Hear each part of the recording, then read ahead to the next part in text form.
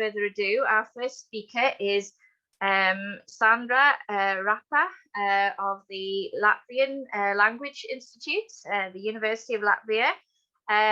Sandra is a senior researcher and I believe head of the institute. She's a linguist and an onomastician with a particular interest in semantics, origin and history of onyms. So I will hand you over now to Sanda, who is going to give you the presentation. Thank you very much. It's hard and even painful to talk about war on the eve of the battles near my country, but probably it's the right time to collect, to observe, and to investigate the naming strategies, perception, and coining of place names during the war. Although place names, especially microtoponyms, usually describe the external form, shape, content of the geographical objects, there are also toponyms that keep evidence about various social events. This is reflected in the so-called incident names. This term was offered by American toponymist George Stewart, as well as American historian Ronald Baker and his co-author Marvin Carmony.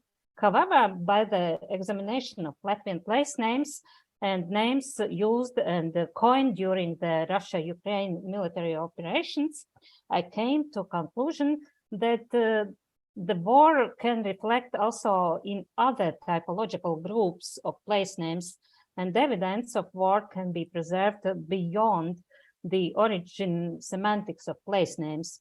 A war can impact place names grammatically, semantically, orthographically, and this led me to another conclusion that there is still no comprehensive and systematic linguistic research about the impact of war on the toponymy, not only in Latvia, but also in the world. However, there are numerous studies on relations between language and politics, or the Aristotle, in his work Politics, claimed that man by nature is more of political animal than bees or many other gregarious animals. And man's language is channeled in political dimension. This idea had been advanced to the point where, for example, Robin Dunbar believes that language evolved as the ultra-efficient means of distinguishing allies from enemies. And this idea is supported and continued by John Joseph, who believes that language becomes even more or only political to any situation in which there is an unequal distribution of power. So we can formulate the hypothesis that place names that are closely linked to the geographical locus and organize the historical and social events could be politicized more than any lexical categories during wartime. However, only a few of these authors has mentioned place names as a specific tool for political or military communication. Broader insight into the names during a war I found only in the book by German scholar Viktor Klemperer on the language of the Third Reich. In my presentation, I will try to analyze wartime place names both from horizontal or diachronic and vertical or synchronic aspect. It seems a utopian attempt for 20 minutes, but I will focus on the main conclusions, not on the details and numerous examples. I have analyzed thousands of place names of Latvia where the main battles during the First and the Second World War took place, and hundreds of messages in media and social media in Latvian, Ukrainian, Russian, and English. My presentation is structured into three parts. In the first part, I focus on Latvian place names to find what traces the wars have left in place names and what wartime elements are reflected in place names in Latvia. And the traditional onomastic methods such as etymological, semantic, morphological analysis of names are used. And the second part is devoted to the place names as a tool to organize military operations. The research is based on the data of Latvian State Historical Archive, where I have studied the military documents as well as the theoretical works of military control, for example, by Karl von Clausewitz and Niccolo Machiavelli. The third part discusses the place names as weapons, both for propaganda and non-violent resistance. The above mentioned social linguistic theories, as well the works of the theorist of nonviolent resistance, Gene Sharp, are the main theoretical background of this part. And now I will turn to the first part of my presentation, place name as evidence of war. To prove the war can leave the traces in lexical system of toponymy in every country, in every language, it's enough with one example, metaphorical ornym Ferdinand's nose. This place name can be found in many countries where the First World War took place. The commander of Tsar Nikolai II, Vladimir Jankovsky, wrote that such names existed on all fronts. According to the Latvian commander Kārlis Gopers, these place names were coined from the name of the Bulgarian monarch Ferdinand I, who was one of the allies of Austria, Hungary, and Germany. Born place names can reflect directly, indirectly, and in a hidden way, namely in lexical level, in semantic level, and in meta-semantic level. Direct reflection can be observed in the place names that are coined with the appellative meaning war. However, as the Latvian toponymistic traditions and formulas prevent the inclusion of abstract notions in place names, there are not very many of them. Among the million place names of Latvia, there are only a few of this kind. More frequently, war appears indirectly with the help of metonymy. In the surface lexical level, place names show only elements of the event frame structure. There is plenty of place names that remind about the war with the help of concrete words referring to battles, weapons, soldiers, roads, etc. Sometimes transonymization is used. Mostly a name of the commander of war is transposed to the toponym. Such place names in Latvian toponymy usually show the places where the enemy's army was based. For example, in Latvia, there are dozens of place names that comprise the name of the French military commander Napoleon. He probably has never been in Latvia, at least we have not historical evidence, but toponyms with his name guard the memories of the wartime from 19th century. Transtoponymization is the main technique in the coining of the so-called temporal wartime toponyms that are used to name battalion settlements, camps, bunkers, and temporary roads during the war. The third way the war reflects in place names is a hidden way. It was hard to find an appropriate term for, but in my presentation, I shall refer to it as metasemanticization, when an additional information is added to the existing place name after an incident. We cannot find the information about the war neither in lexical or semantic level of place name. It's preserved beyond the semantics in place story that accompanies a name. Due to such place stories, place names survive long after the houses have been destroyed or the owners are gone. For example, place name in Valka Ulmaņa Priede, which is named after the president of Latvia in the 1930s, Kārlis Ulmanis. In the World War II, Russians killed our president and cut the pine to ensure the plane's name will not be used, but the name transferred to the hill and survived all Soviet era despite the name of the president was forbidden. So place name, according to Bertrand Russell, is functioning as a title and abbreviation of the hidden place story. And now place name as a tool. I will try to examine the function of place name as a tool for military operations. According to the Latvian war topographer of the Second World War, Andrejs Seglītis, mainly road names, water names, and relief names, respectively hodonyms, hydronyms, and oronyms, were used in military documentation and communication. The significance of place names in the military documents can be proved by the only one paragraph from the war diary in 1990. It should be noted also that at the beginning of the 20th century in Russian Empire, rules for writing of war report were elaborated. These rules were used in the whole East Europe until the Second World War. There were 10 general rules, and two of them concerned place names. Firstly, place names should be written in clear capital letters. They should be bolded and underlined.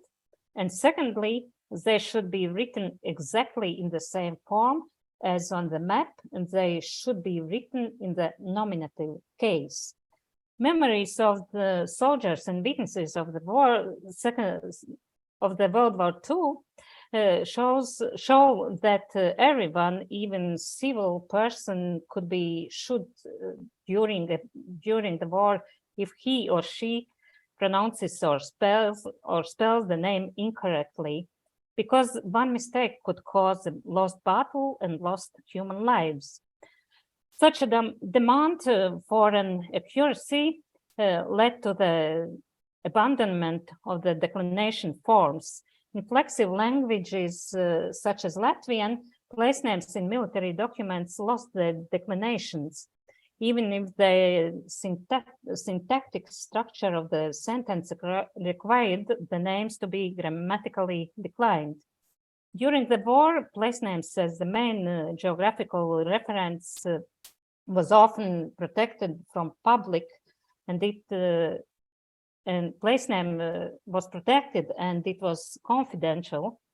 It was forbidden to expose full forms of place names that are mentioned in war reports, diaries, and journals.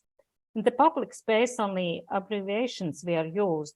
It was absolutely prohibited to mention the names of roads, rivers, and farmsteads. Between the First and Second World War, Red Army had implemented even greater secrecy in the operational and tactical orders of the ground troops and aviation units. All place names on the map were coded with 6-digit codes. The role of place names in organization and the military operations can be observed nowadays.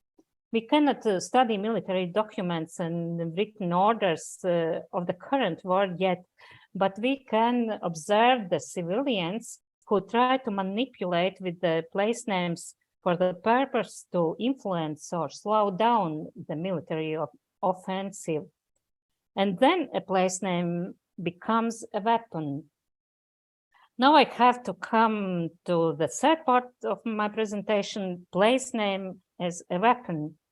It can be used both by the aggressor for propaganda and by the war victim for resistance. Both propaganda names and resistance names have one function, to impact the opponent, but the way of impact is different. Aggressor tries to change the names, mostly in the victim's territory, in order to subject the victim and show the power.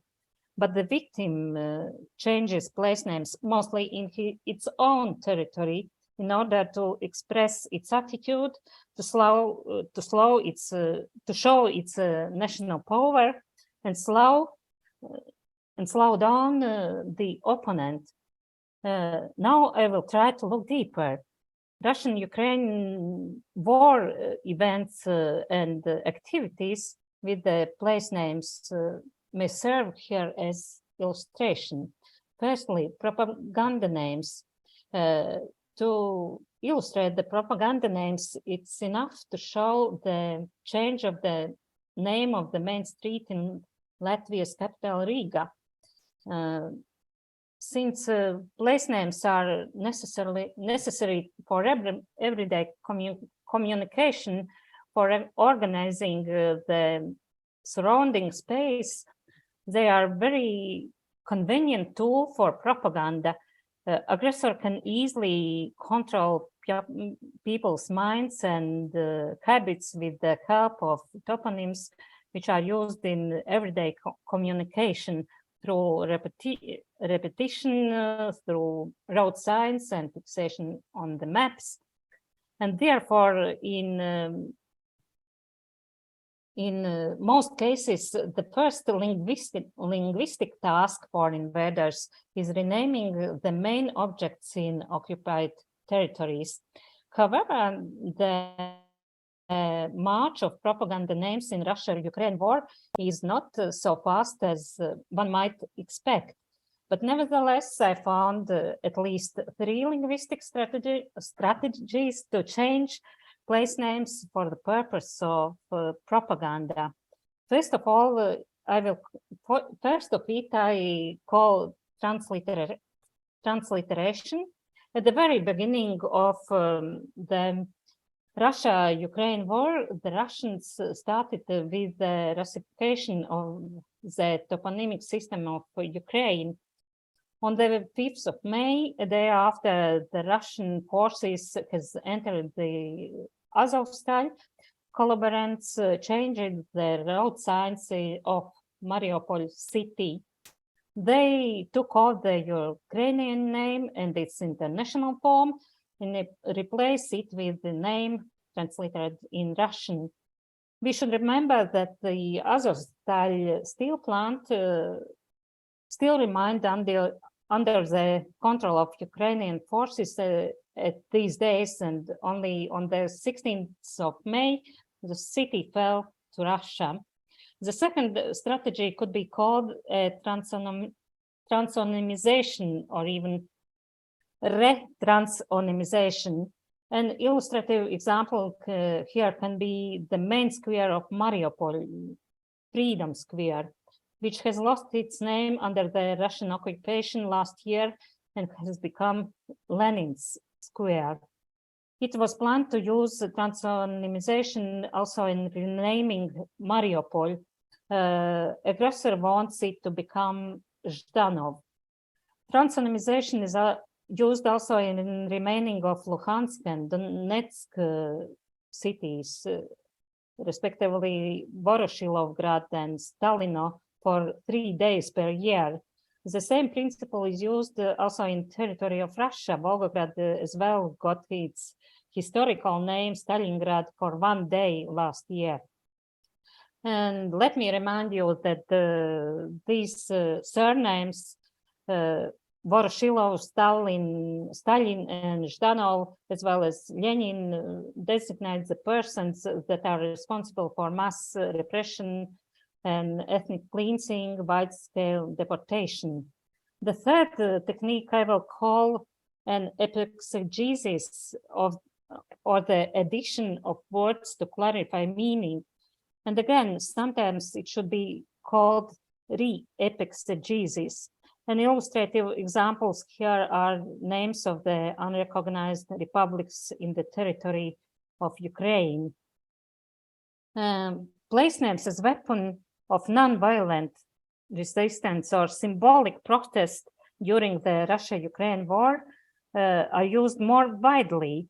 They are more visible because they are created with a certain social task and usually are accompanied by thunderous statements.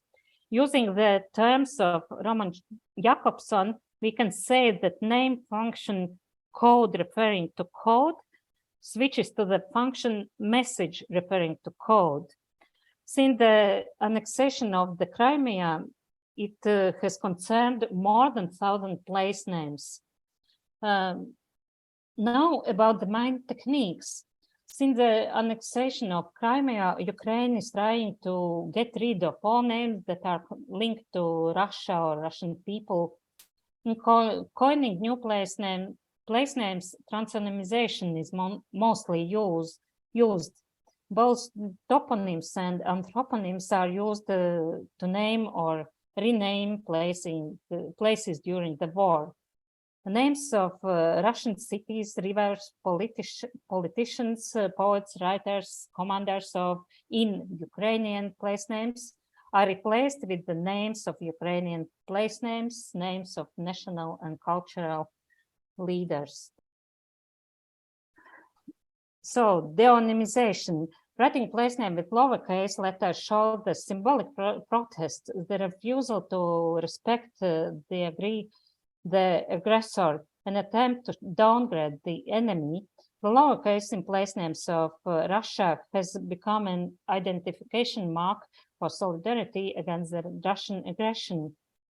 This technique sometimes is used also in almost official reports in social media. The third technique could be called meta-semanticization, respectively the addition of the new non-linguistic meaning. Meta-semantics has changed for all cities of Russia and Ukraine that are involved in military operations. A tragic example is Bucha, the name which probably is derived from the word with the meaning spring water, has gained additional meaning and will be always linked with the mass murder. And finally, the last strategy or technique, this is, I will call it euphemization, or replacing the place name with other name, usually literary or mythical place name. The most popular is euphemism for Russia, Mordor, name borrowed from literary onomastics. It's Tolkien's fictional world of Middle Earth, the house, the base of the evil Sauron. Euphemismation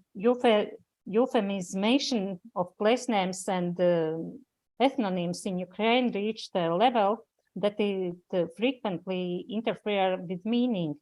Last December, Secretary of the National Security and Defense Council of Ukraine asked to call places and persons in their real names because it will be more easier to document all war crimes. And now these were the main conclusions on place names of war.